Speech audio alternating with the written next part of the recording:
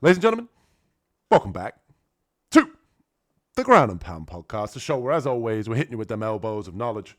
And UFC Perth versus Reyes is this Saturday. And as always, you know what time it is here on the Ground and Pound podcast. We got a full card breakdown, starting off in the early prelims, heading to the main event. And without further ado, you know who we've got to introduce. My co-host, Carlos. What's happening, Carlos? Absolutely nothing, brother. Oggy. Oi. We're going to kick things off in the early prelim opener of Loma Lookboonmee taking on Alexia Thainara. I'm going to pass this one to you, Carlos. Who you got in the early prelim opener? In this one, I went with Thainara. Loma's making strides in her grappling. She's better learning how to defend takedowns and scrambling, pretty educated sometimes. Maybe it's the caliber of person she's fighting, but in her scrambles, she's getting the best of some of her opponents, getting back to her feet and getting that advantage in the stand-up. I just feel Thainara is so strong, so physical. At times, I feel like she'll be able to take down Lookboonmee at will, because she does time strikes very well, where she'll throw a couple strikes, wait for you to throw, and then she'll time it, change a level, and take down her opponent. And I feel that she can do that at any time, especially against someone like Lookboonmee, who is also worried about the takedown. So I feel that Thainara's cardio is going to be there. Not that Lookboonmee's isn't, but Thainara's got very good cardio. She's very strong. She can control you on the ground. And her stand-up, if it gets to a point where she can't get it to the ground, I'm a little concerned, because she can be reckless at times. And especially Lookboonmee, you don't know what she's going to throw and at what angle it's coming from, which is very interesting. That Thai style, and she's very good in it. And I think that if Thainara gets a little sloppy on the feet, she could pay for it. But I feel she's going to take the smarter route, try to take her down and punish her. Everything on the ground, whether it's submission, control, or just punish her on the ground. So let's go Thainara. Yeah, Carlos has an expression he likes to use for really shitty fighters inside the UFC, which I brought up in our PFL breakdown. And he likes to say that, if they don't necessarily have that many skills, but they do walk to the cage well, Thainara, she walks to the cage very annoyingly. Let's just get that out the way. She loves to dance to the cage, and she's one of the most annoying walkouts that there is inside the UFC. Training partner of Amanda Hebos, who also has a very annoying walkout with the clap. But it's obviously her main training partner, and she's got a few holes in the striking, but when it comes to her main skill set, she is a very good grappler. She goes in for body lock, trip takedowns, and once she gets on top, she does have very heavy top pressure. Coming off that victory against Molly McCann via rear naked choke, but at this point in Molly McCann's career, who pretty much doesn't get on top and sub her at this point in her career. She is very high paced, very high pressure. She does have good cardio. She uses that as a weapon to be able to kind of push the pace in fights. But I have question marks about her striking. And when you look at Loma Lookboonmee, that's pretty much what you get with her. This is a striker versus grappler matchup. Loma Lookboonmee, Thai boxing style, Muay Thai style striker, a little bit undersized in this division, even at 115. She is going to be slightly undersized here against Thainara. I think Thainara is going to be the bigger, more physically stronger fighter in this matchup. And when you look at Lookboonmee, she does have fast kicks. Obviously, like I mentioned, that Muay Thai style, she can pretty much throw those rear kicks like jabs, and she can really blast the guard of her opponents. And it's one of these kicks that, not only is it used to kind of gauge range, but at the same time, it can kind of, really bother the arms of their opponent when they're blocking these kicks. She has nice straight punches when she does decide to crash to the pocket. And my one real deciding factor when I watched this one on tape was when you go back and look at the Nunes fight with Loma Lookboonmee. Nunes was able to get her to the ground in certain positions that I think if Thainara gets her down in, that she's going to be able to capitalize in. Nunes not necessarily known for her ground game, but there was a few opportunities there where she was able to get on top, create scrambles, kind of initiate some grappling. And I think that's exactly what Thainara is going to look for here. I am going to pick Thainara, not super confident as Loma Lookboonmee has been on a winning streak. But to kick things off, we've got 2 picks here for Thainara, but I wouldn't be surprised if Lookboonmee pulls off the upset here as a reasonable size underdog. And next up, we've got the UFC debutantes here in the heavyweight division. We've got Brando Pericic taking on Ellison. Ellison, I'm going to pass this one to you, Carlos. Who you got in this matchup? I went with Brando Pericic. This is from the videos, the tape, whatever, I feel like this is going to be another sloppy, like heavyweight fight in terms of technique. Although Ellison gets taken down, he can get back to his feet, and kind of a technical style too, So without using explosive movements, Ellison is, his 1-2 down the middle seems pretty good, pretty smooth. Pericic he'll have to look for that and just stay busy enough with his movements and throw a couple of punches and bunches when he gets close, just to kind of distract and see if he can get him down. But I don't think he's going to want to get him down. I think he's going to try to keep it on the feet. And if he can just watch that 1-2, like I said, punches and bunches, he might just be able to keep Ellison on his back foot and probably get the decision in that. So I'm going with Pericic in this. Yeah, 2 for Pericic here as well. Trains out of City Kickboxing, which is obviously a gym that's renowned for having good takedown defense and for, credentialed strikers and kickboxers. And I think that's pretty much what this fight's going to come down to. When you look at Ellison, he's pretty wild on the feet, obviously making his UFC debut as well. I think he's going to be a little bit undersized here against Pericic as well. He looks overly aggressive to me at times, and he looks to really just do damage at every opportunity that he gets, which at heavyweight could be a winning formula. You never know. It only takes one with heavyweight, but I just think that Pericic is a little bit more technical. I do think that Ellison crashes the pocket a little bit wild. Everything's kind of looping and hooking. One thing that I do like that he does is when he gets fights to the ground, he loves to use the knee to the body. When he gets into side control and half guard, he'll look at any opportunity to kind of throw that knee to the side of the ribs there, which I think is a pretty underutilized strike inside of MMA. But other than that, I think he's a little bit too wild. I think Pericic's technical kickboxing skills, he's going to have more weapons. And he does have a nice high kick, which is something you don't always see necessarily at heavyweight. And I just think here that he's going to be a little bit more technical, a little bit more of a straighter puncher. And if Ellison does get in trouble, or Ellison, I'm butchering that last name, but Ellison, I'm pretty sure if he does try to mix in the grappling, that Pericic is going to be able to keep this one on the feet and ultimately win some sort of kickboxing affair. It could be a sloppy heavyweight fight, especially with both of these guys not necessarily being that experienced inside of MMA, but 2 for Pericic here to get it done for City Kickboxing. And next up, we have Michelle Montague making her UFC debut, taking on Luana Carolina. And I'm going to pass this one to you, Carlos. Who you got in this one? I went with Luana Carolina in this. Montague, she looks a little reckless and uncomfortable on her feet. When I mean reckless, I mean like she doesn't look very professional. Like her technique is a little awkward. Like everything's a little looping, and it just doesn't look the way it should for like stand up fighting. But all 6 of her victories coming by rear naked choke. Montague, keeps her distance with her front kick, her teeps, her high kicks, like just so she can keep range and get the takedowns and stuff whenever she's ready to. But I feel like Carolina's movement and her striking should cause some struggles for Montague. She's used to just kind of getting you up against the cage. So if she can get Carolina up there, that's the only time where she's not going to be moving. The problem is Carolina's been pretty good with, pretty much pummeling and framing. So that's going to be a little bit more difficult for Montague to get. But I also feel that on the way in, she's going to get hit with a few things because, Carolina's got those long strikes and she's pretty decent on her feet. So it's going to force Montague to have to go for takedowns, I think, after she gets hit a few times. And at that point, Carolina's going to see it coming. So I think she's going to have the advantage there. So I'm going to go with her to get this done. Yeah, this is a tough one for me. Montague, obviously fighting over in the PFL. All 6 of her victories all coming via rear naked choke. So she's definitely the rear naked choke queen, that's for sure. But when you watch tape on her, her skill sets is very limited to her grappling. She doesn't necessarily have a whole lot of wrestling. Most of her body locks and trips are unsuccessful. It's kind of one of these things where if she gets you to the ground, she's going to capitalize. She's going to be able to finish you. However, it's just, does she get the fight to the ground? And I think that's pretty much what this fight comes down to. And I think for her to be a 2-1 favorite making her UFC debut just because she has an Australian flag next to her name doesn't necessarily mean that she should be this big of a favorite. When you look at Luana Carolina, a 3-fight win streak, kind of a career resurgence here.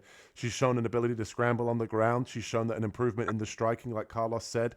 I think out of the 2, she's definitely got a good amount of pop in her punches. We've seen in one of her previous fights. I think it was against, I want to say, I'm going to butcher this name, but Pudilova. She was able to land a pretty nice right hand in that one, and I think out of the two, she definitely can be the one to put the lights out. She's got nice kicks as well from range. I do think that she probably should keep those, few and far between. With Montague obviously looking to take her down, you don't want to get her kicks caught. But I'm going to lean ever so slightly to Montague here, only just because of the fact that I've seen in a lot of her fights that she kind of reminds me of. Jenna Bishop in some respect, that she is game, even though she has a lot of jiu-jitsu. She does have a lot of grappling in her back pocket, but she is willing to stand and trade.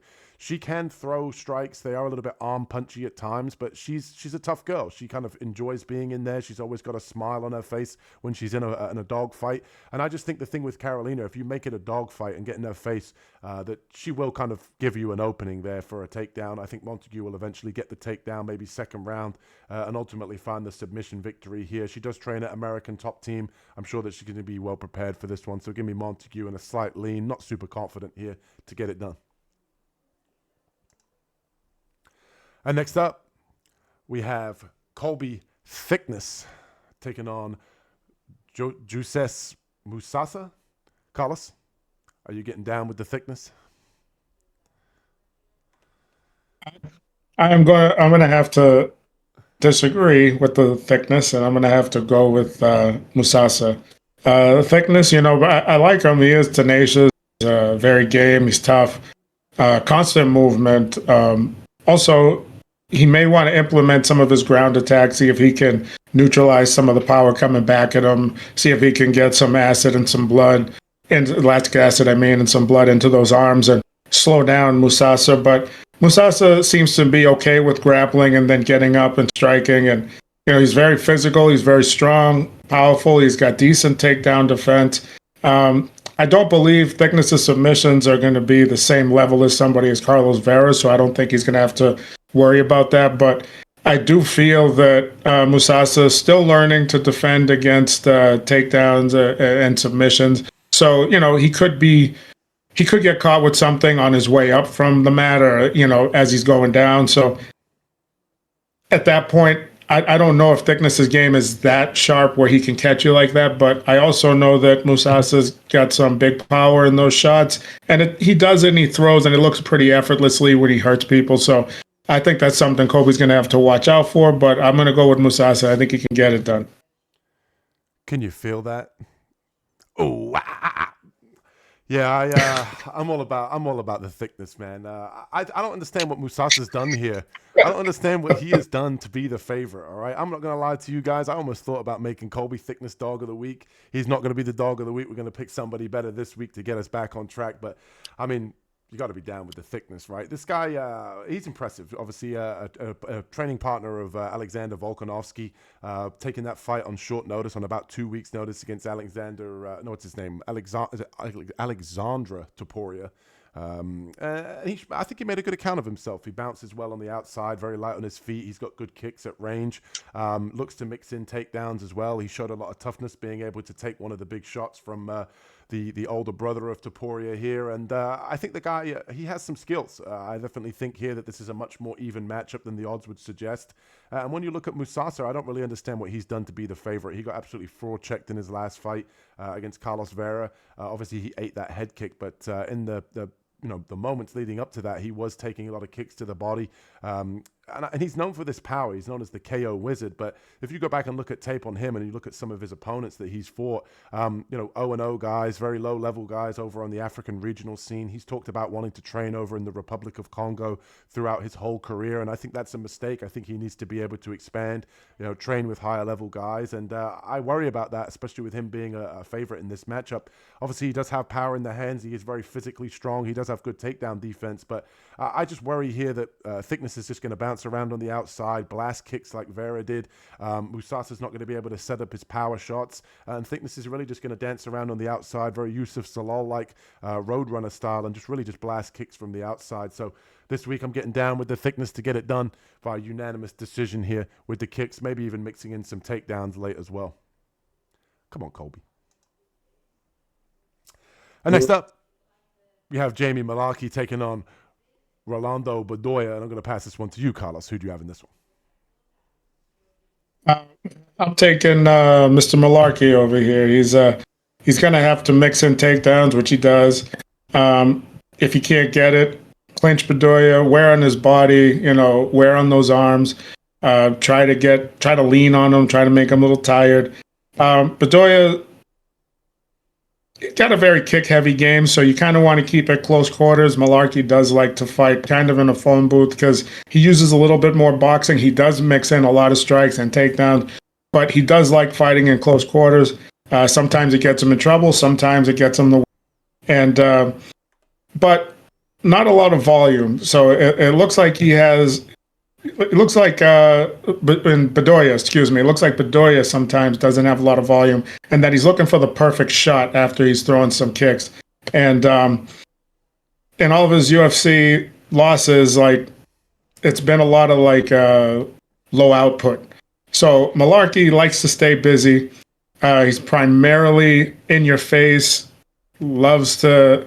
Never really likes to take a step back, and you could always tell when he's hurt because that's when he'll start to bounce backwards. But Mullarkey's tough. He's going to come forward, and I think that he mixes in kicks nicely with the takedowns, with his boxing. I'm going to go with him to get this done. He's probably not going to get a finish, but he's definitely going to get the decision just based on work rate.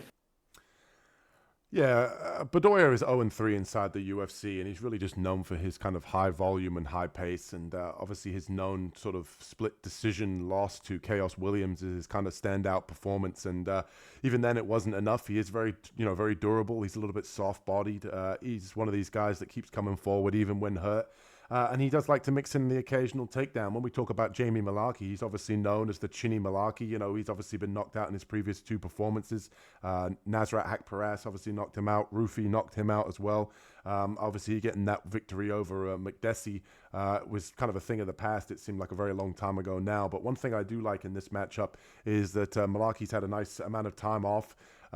He's kind of rested that chin, and he is still on the right side of 30. He's still only 31 years old. It's not necessarily like he's old by any means. I think that time away will help him kind of regather his thoughts, hopefully give him enough time to rest the chin.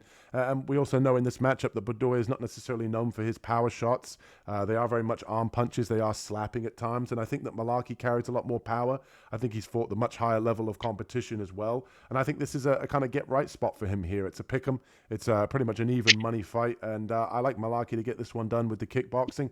If he wants to mix in some takedowns, I think that would be a good way to go, but I just think that the power and the bigger moments here are going to be on the side of Mullarkey to get this one done, get back in the win column, and I don't necessarily worry too much about his chin now that he's had a little bit of a layoff, and I don't think Bedoya is the guy to check it either. And next up, we have Oban Elliott, the Welsh gangster. He's not living in paradise from his last fight, taking on Jonathan Micallef. And I'm going to pass this one to you, Carlos. Who you got in this one? I'm going to go with Oban Elliott in this one. I think Elliott has the edge in the stand-up in this fight.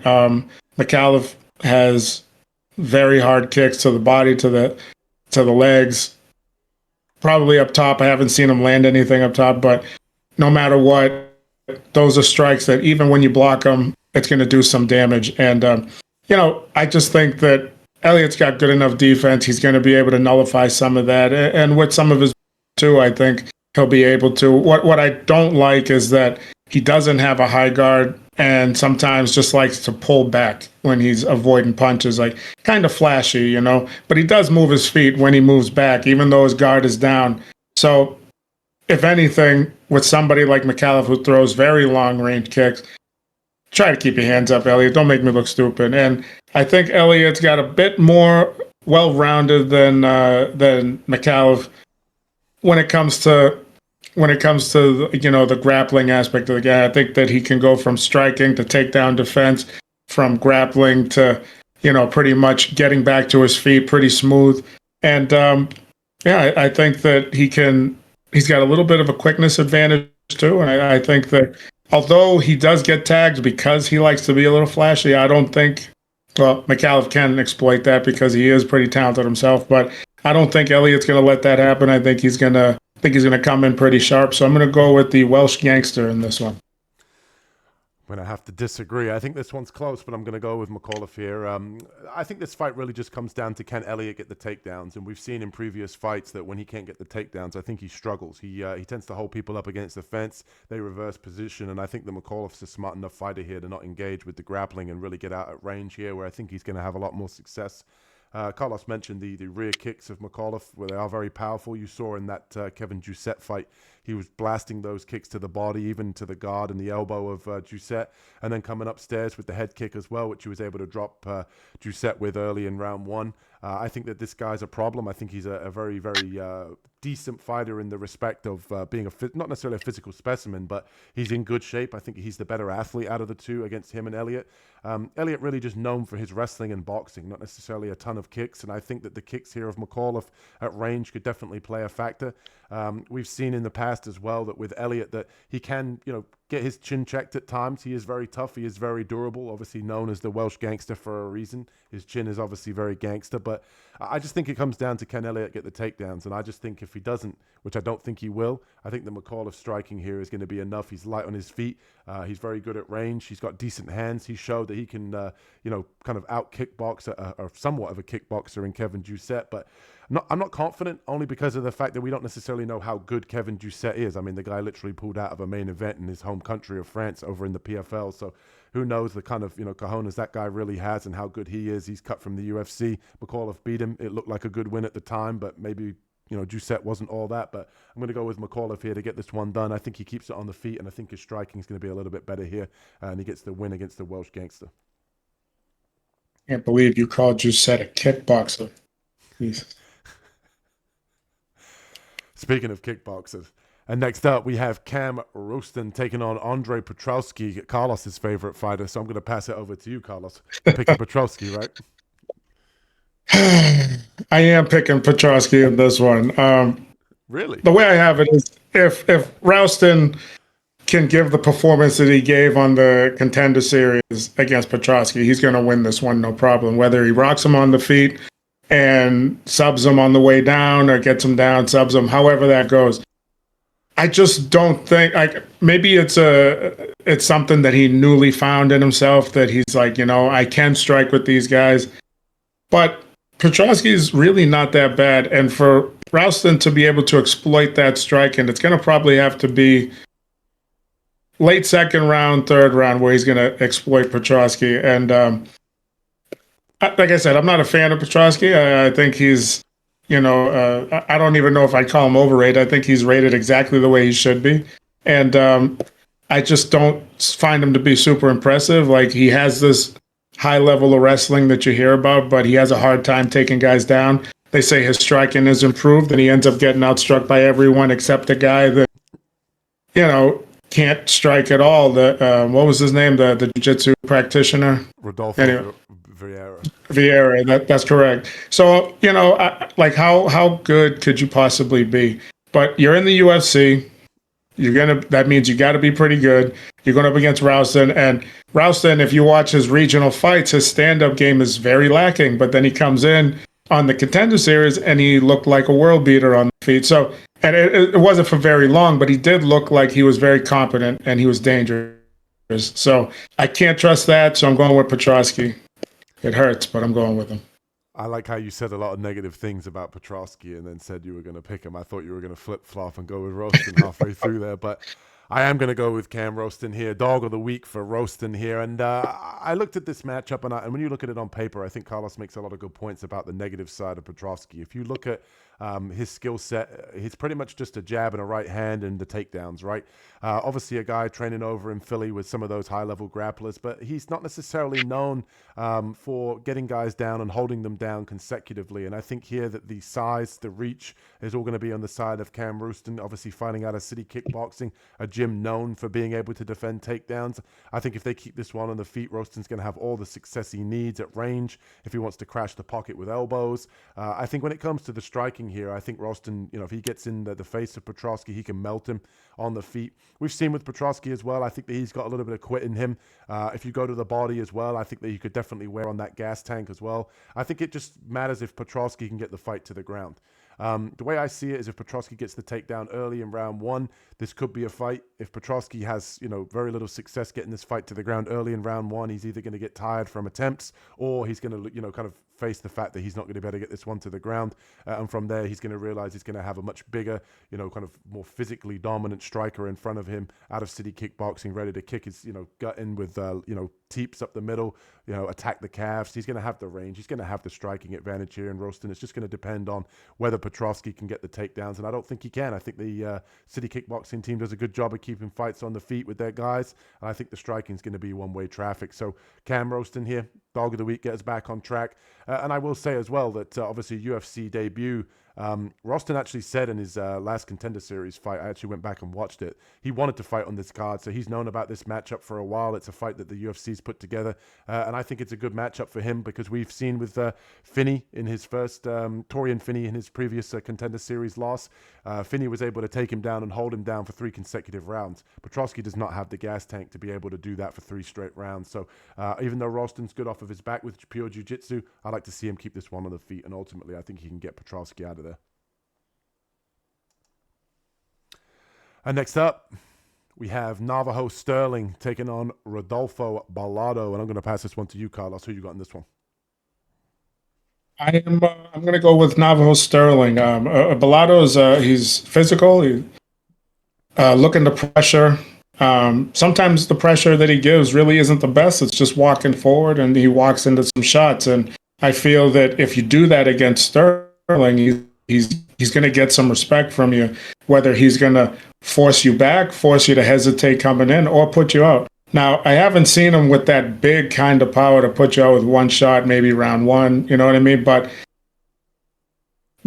he is very physical, and he's a tough guy, and he can take a shot, so he's probably going to end up getting hurt multiple times in this fight if he doesn't go out. The thing that gets me is when he gets hit, no matter what, whether he's throwing punches, throwing strikes, eating strikes, he's always falling forward because I guess he just has bad balance. I'm not sure. And if he does get Stirling to the ground, how well does Stirling do to get back off his feet? Because Bellato's jiu-jitsu is pretty credible. And I just feel that Stirling's got, he's tall. It's going to be very difficult to take him down. He's going to see Bellato coming in because it's going to be a little sloppy. So he should be able to pick his shots as he's coming in, land the big shots, command a little respect, a little generalship in the ring, and just cruise to a decision. Stuff some of these takedowns and on the separation, punish him with some kicks to the leg, kicks to the midsection, shots to the body, anything to slow him down, because you don't want to keep hitting a guy who could take a shot to the jaw. So beat up the body a little bit, rip those legs, make him pay as he comes in. And I think Stirling can do just that. Yeah, before I break this one down, I got to ask a question as well to the viewers if they want to answer it in the comments. But someone explain to me why Navajo Stirling beats Ivan Aslan in a unanimous decision victory, which was a pretty one-sided fight. And then Ivo Aslan gets a co-main event spot when he's 0-2 inside the UFC. That doesn't make any sense to me whatsoever. Just to fight Jimmy Crute, that doesn't make any sense. But anyway, I'm going with Navajo Stirling in this one as well. Obviously trains out of city kickboxing, 6'4", very physically dominant, very, very good forward pressure, 2-0 inside the UFC, and he's looked good doing it. I love the way this kid walks people down. He crashes the pocket with elbows. He's got very nice kicks. He's very measured. He's always looking for openings. And when you talk about looking for openings, when you look at Bellato, there's a lot of them. When the guy fights, he's pretty much leaving himself very, very exposed. He likes to come forward with kind of just reckless abandonment at times. And the guy's pretty much just a Terminator. You have him hurt. He seems to be able to come back. His head gets bounced off the canvas. He seems to wake up and keep fighting. He can mix in some grappling, like Carlos mentioned. The BJJ black belt is something that he holds very proud and dear, that they talked about in his previous fight against Paul Craig, not being scared to go to the ground with him. But then he woke up scared when he faced that up kick and that whole debacle with that old drama that went on in his previous fight. I just look at this fight as Stirling is much more technical on the feet. He's going to be able to walk Bellato down and capitalize on a lot of the openings that Bellato leaves. If he does try to mix in takedowns, I do think that Stirling's takedown defense is good enough. And I think this really just comes down to the fact that Bellato's far too open on the feet. His 2 losses have come via knockout, and I expect Stirling to knock him out here with the opening that he presents. So give me Navajo Stirling. Fairly confident in him this week. And next up, we have Charlie Campbell taking on Tom Nolan. I'm going to pass this one to you, Carlos. Who you got in this matchup? I went with my man Tom Nolan here. Nolan's very technical striker, mixes in his takedown attempts, mixes strikes very well. He's got the height, the reach advantage. Should go his way, doesn't waste a lot of strikes or movement, fights long, and close, has good elbows, good knees. I feel the same about Campbell in some of his fights. I feel that he kind of keeps guys at range, and he kind of can fight pretty good in close. The only thing is, I think Nolan can do this a little bit better. He's a little bit more on the athletic side, and I think Nolan, even though he's very technical and he's very tactical in how he comes forward, I feel that he'll take more chances coming forward and exploit the openings that Charlie has. And I just see him as, even though I feel that they fight a little similar, I just feel that Nolan's a little bit more polished, and I think it's going to go his way. So yeah, I'm going with Mr. Tom Nolan in this one. Yeah, 2 for Nolan here. I kind of share the same sentiments here as Carlos does, so I'm not going to repeat everything he said because I do pretty much agree. But I just think Tom Nolan's the bigger, more physically imposing fighter. I think both guys fight very similar. I just think Nolan has a little bit more pop. He's just a bigger guy, and I think this matchup really just comes down to the fact that he's on a kind of a resurgence, if you want to say, after that Nicholas Moto knockout, 3 fights in a row. And when you're beating a guy by unanimous decision in Borshov, Vyacheslav Borshov, who's a technical kickboxer, I don't think you're going to have too much trouble here with Charlie Campbell. I do think that Campbell is very good. Obviously, he does have power in the hands, and I do think, like Carlos said, he does fight out at range, but I think that he's going to struggle with the range here against a taller, rangier Tom Nolan. I think this one pretty much stays on the feet. I don't see a whole lot of grappling in this one. I think this one really just comes down to the fact that if Tom Nolan can use his range, kind of use the kicks up the middle as well, trying to throw the straight shots and just make sure that he does kind of slip the shots of Campbell here, I think that this is definitely a matchup that Tom Nolan could win. At times, we do see Tom Nolan kind of leave his chin up there with the tall man defense and doesn't kind of move his head a whole lot, so obviously Campbell can exploit that, but I just think that the range here is going to be too much. Give me Tom Nolan to get this one done in a technical kickboxing match.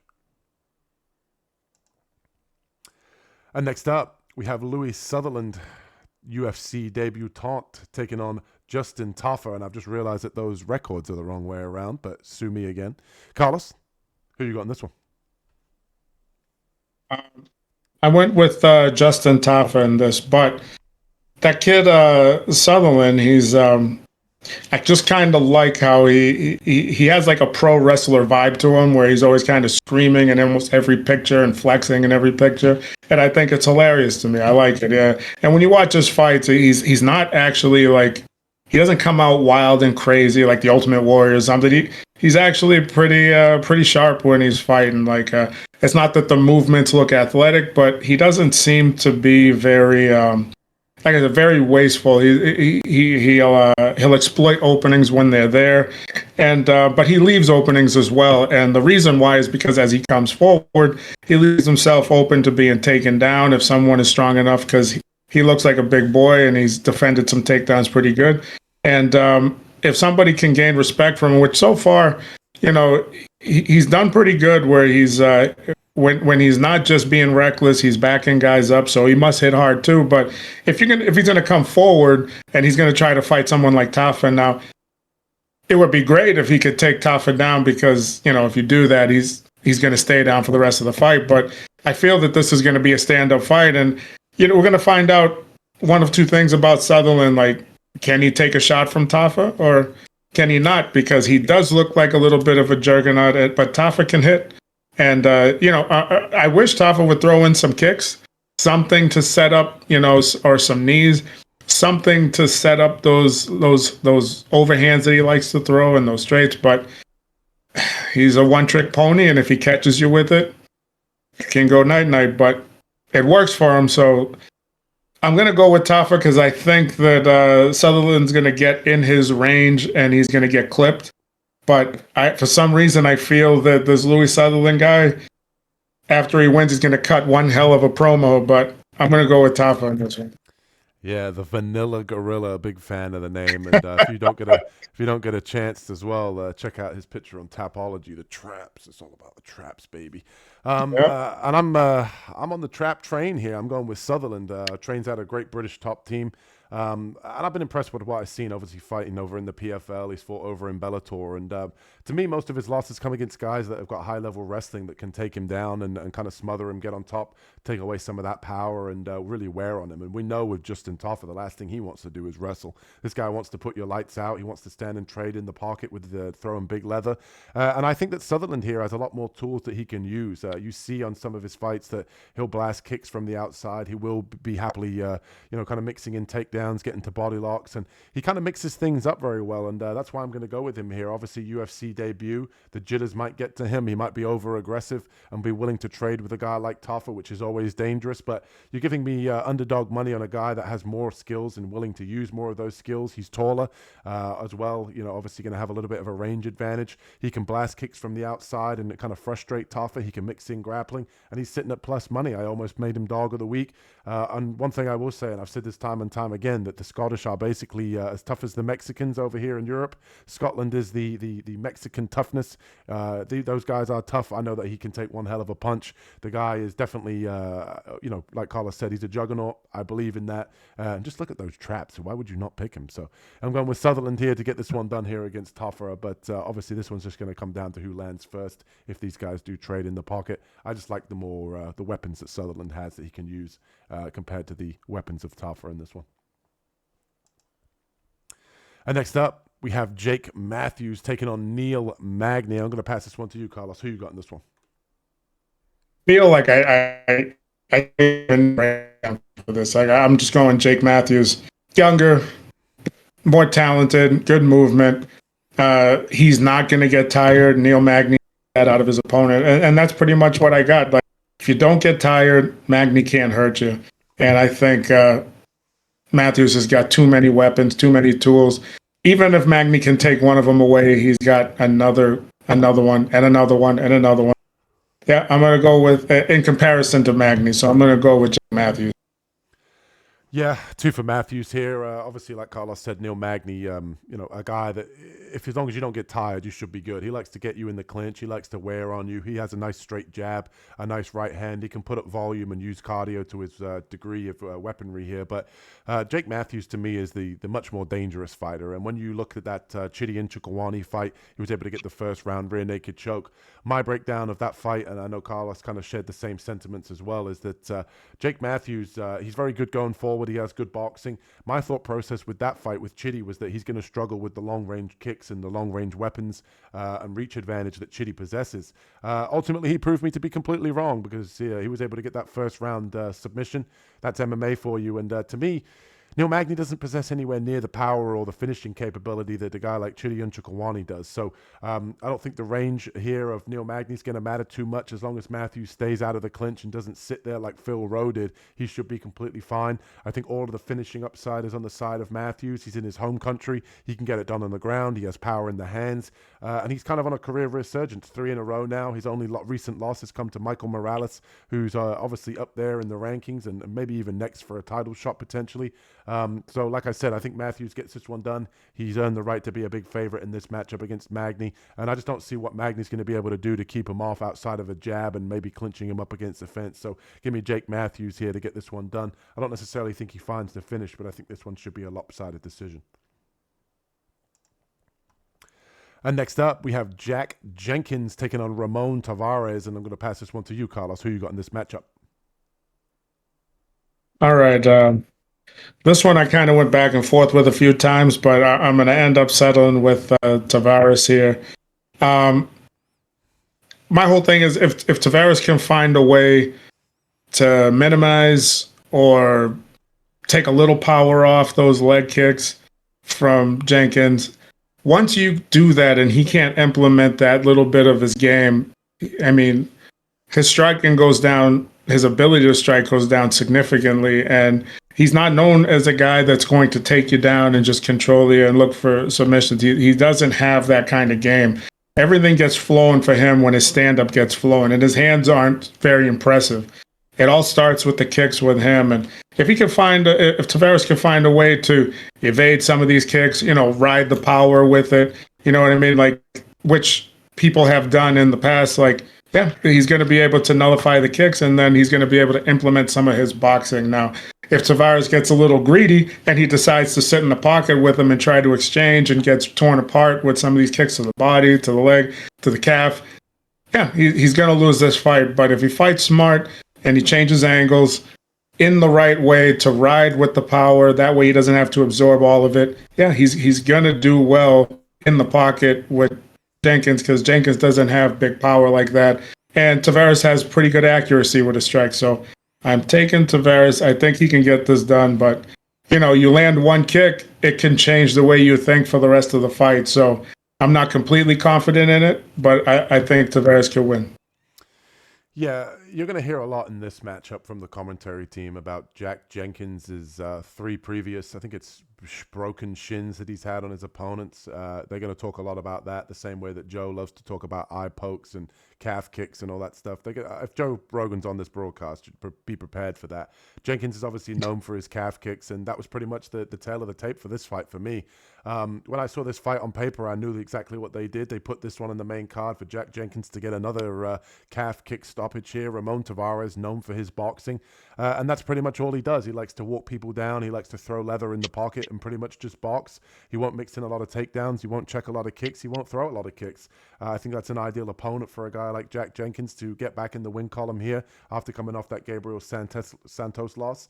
And I think that that's all it pretty much is, just a 1 + 1 = 2 breakdown here for me. I think you've got a boxer that won't check calf kicks, and you've got Jenkins that's main weapon is his calf kicks. So I think the longer this fight goes, the more that Jenkins chews up the calf of Tavares, the more that he becomes a little bit gun shy, worried about those calf kicks. And I think that that's going to be pretty much all she wrote. He's either going to win a very lopsided decision with calf kicks, or Tavares is basically just going to kind of crumble to the ground after eating too many of them. And I think with Jenkins that he is willing to trade in the pocket. He is willing to throw hands. It's not like he doesn't have any boxing. I just think that Tavares is a little bit too one-dimensional. And even when we saw him fight against Sadi, the Canadian, even in that fight, that he was struggling with the kicks of Sadi, but it just came down to the fact that he was able to get his boxing going, and that Sadi's inability to kind of mix things up and kind of go to the well with the wrestling, or use his kicks at range. I think that Jenkins kicks much harder, and I think that that's pretty much a path to victory that he's been able to have success with in 13 of his fights. That's definitely the main weapon that he uses, and I think Tavares is an ideal opponent for that. So give me Jack Jenkins here to get it done using the calf kicks.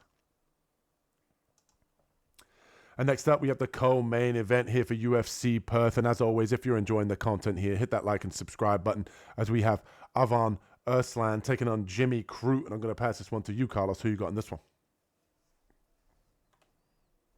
Yeah, well, I mean, Erslan, a lot of his fights finish in the first round. He's got some big power, but so far hasn't been able to use that to his advantage in the UFC. Jimmy Crute's a guy that's going to stand in front of you, and he's going to allow himself to get tagged, possibly in the first round. Does he come back from it once he gets tagged? I don't know, but usually that's what gets Crute going, whether he's going to win or whether he's going to lose. Tag him, then he starts to ramp up, or that'll be the end of the fight for him. And he can't allow that to happen against Erslan. He's got too many weapons. He can take Erslan to the ground and just control him. He's got a very good submission game. He can mix his strikes very well. He's very good in the clinch, good knees. I would say I would be confident in Jimmy Crute if he would exploit, if he would just use all of his talents to get this done. But I feel Erslan might just land a combination in the first round, put him on Queer Street, and, he's probably going to get this over with. But I am going to take Jimmy Crute because he has been resilient. When guys like to go to a sports therapist, I'm never a big fan of that. You should have your own motivation to fight. No one should put you in a bubble, and you got to figure out what makes you a fighter. That's what you did. That's what you chose to do. So I'm going to go with Crute. I don't feel too good about it, but I think he's got more weapons. He's got more ways to end this. And, like I said, not confident. I really want to change it to Erslan. I'm going to go stick with. I'm a fighter, Adrian. It's what you married. Yeah, I'm right. I'm right there with you, man. I share the same sentiments about this fight that you do. Jimmy Crute, obviously his career resurgence, being able to get that first round armbar against Prochnio doesn't necessarily tell me a whole lot of where his head's at. And if you don't know what we're referring to, Jimmy Crute actually took some time away after his previous fight, where he said he wasn't necessarily sure about what he wanted to do.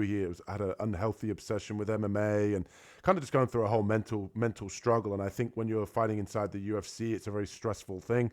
But in terms of a fist fight, it's not really what you want to hear from a guy that wants to get in there and beat people up. So I do worry about that, especially when he ends up being the nail in certain situations, which we haven't seen yet. And like Carlos said, that Ivan is definitely a guy that can put your lights out. He's definitely got a lot of finishes, so he could be the hammer in this particular matchup. But I'm going to go with Jimmy Crute, and the only reason being is Ivan hasn't necessarily proven to me that he's UFC level yet.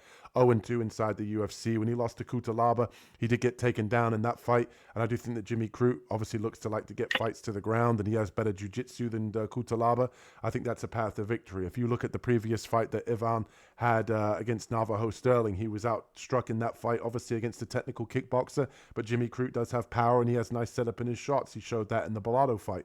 So my whole thought process behind this matchup here is that Crute has all the skills, all the potential to kind of replicate some of the success that other opponents have had against Ivan. And I don't see why Jimmy Crute here inside of Australia, inside of Perth, his home country, his home city, I believe, he can't have success here in the co-main event. And Ivan, I mean, like I said, he could prove us wrong here with the one-punch knockout power, especially at 205 against a guy in Jimmy Crute that's been finished in the past. But I think Jimmy Crute has more ways to win this one. If he does end up getting tagged on the feet, he can fall back to the wrestling. If he does end up having, no success in the grappling, I think that he'll be just fine on the feet as well. So give me Jimmy Crute to get this one done in the co-main event. And that brings us to the main event here of UFC Perth. And as always, if you're enjoying the content, hit that like and subscribe button as we break down Carlos, the Black Jag Olberg, taking on Dominic Reyes. I'm going to pass this one to you, Carlos. Who you got in this matchup?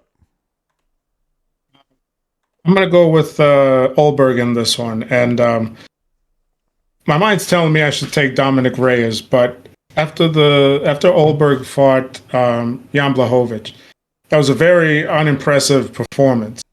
And he pretty much just, Yusuf Zalal is a very talented guy, okay? And he's got very good movement, and people are giving him shit for running around the ring. I understand that. And you want to see a fight. And with Olberg, you might not see the fight because that's what he did, and that earned him the decision. And I think against someone like Dominic Reyes, Reyes is a former college athlete. I think he played football at Stony Brook, which is 1AA ball. And I'm like, he should be able to keep up with someone like Olberg. They're similar in age. I just think Olberg is the better athlete of the two. And I think he's a little lighter on his feet. He's thinking move first, strike second. I think Reyes is thinking strike first, move second. And I'm thinking that Olberg is going to be able to keep the distance in every round. I think he has good foot movement. I think he stays long, throws long kicks, long punches, and he's going to do everything to keep that distance because I got to say, when he fought Kennedy Nzechukwu, I mean, he just got tired. And I think that actually played into his head. I think that was only his second fight in the UFC. But I think that played into his head when you get knocked out. And then ever since then, he's been kind of a runner. So I'm gonna take him to win this because for some reason I feel that if he moves, lands a jab, a kick, he's gonna get the decision. But like I said, not confident. I think Reyes is explosive enough to just like run in and clip him with something. But if Reyes is gonna take that chance to run in, I think that Olberg could probably land something on the way in and crumble him. So I'm gonna go with Olberg. Not happy about it, but I'm taking. When Carlos says people, referring to Yusuf Zalal as a road runner and somebody that runs around, he's talking about me, ladies and gentlemen, and I stand by my sentiments. Okay? I've heard more people talk about it too. There's no shame in my game, okay, ladies and gentlemen. But obviously, a long-time ground and pound listener would know what we're referring to in that matchup. But when we're talking about this main event here with Dominic Reyes taking on Carlos Ulberg, I think that Carlos Ulberg's got to fight a pretty perfect fight for 5 rounds here. He does like to dance around on the outside, and I agree pretty much with everything Carlos said about Ulberg, that ever since he's been cracked, he's kind of just fighting the safe way. He knows to, kind of keep it technical, kind of stay at range, pop at the jab, throw the low kick, score points. He's not necessarily looking to knock you out anymore.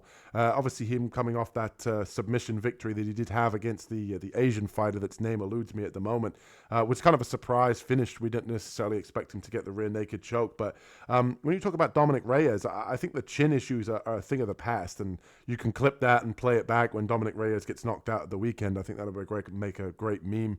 But Dominic Reyes has looked good, first round knockout, second round knockout, first round knockout in his last 3 performances. I think the time off's done him well. He's obviously confident, and maybe he's back to the Dominic Reyes that went, 5 rounds with the great John Jones. Don't let Dana White hear me say that. He might be upset that I only call John Jones great. But I think Dominic Reyes has got all the skills that he needs in order to win this fight. He's got good forward pressure. He's definitely a good kickboxer in his own right. He can mix in takedowns. He's got the better, higher level opponents on his record. And I also think he's got his confidence and his swagger back here. And if Carlos Ulberg was 30 years old and he was knocking people out, I'd probably say that this is going to be one-way traffic. Give me Ulberg. But I think that realistically, both guys being of a similar age, similar height, similar build, with the more well-rounded MMA skill set on the side of Reyes, along with the chin not being an issue, I think that Reyes can get this one done. And I just think that realistically, this is going to be a very back-and-forth fight. I think Ulberg isn't going to be able to be on his bike for a whole 5 rounds without Reyes either catching him or having moments. I think Reyes might even try to mix in some takedowns just to tire out Ulberg. And we know that Reyes has been 5 rounds, whereas when we saw Ulberg fight against Jan Blachowicz, I don't necessarily think that he won that fight. And I wasn't all that impressed with the way that fight went. We've seen in rounds as well, when he gets to the 3rd round, he's been skirting around on the outside. He does tend to get a little bit tired. He has been caught as well in the past once he does get tired late in fights. And I think that Dominic Reyes has all the skills to win and pull off the upset here in Perth to get this one done as the underdog here in the main event. And as always, people, I have to let you guys know what's coming on the channel. We have the full card breakdown over at PFL Europe over in France this week. That video went live early this morning. That full card breakdown there is that event that is on Friday night. Check that one out if you want a detailed breakdown. Carlos and I did that, along with the dog of the week, my favorite betting underdog for UFC Perth, why I like them. Full highlight reel tape, as always. And before we wrap things up, we're going to hit the man and let him know. What do you got to say to the people, Carlos? I'm just going to say, hope you guys enjoyed the breakdown. Trying to liven it up as much as I can. I know I could be a little bit of a dud, but if you did, don't forget to like and subscribe, and we'll see you on the next one. We'll catch you in the next one, people.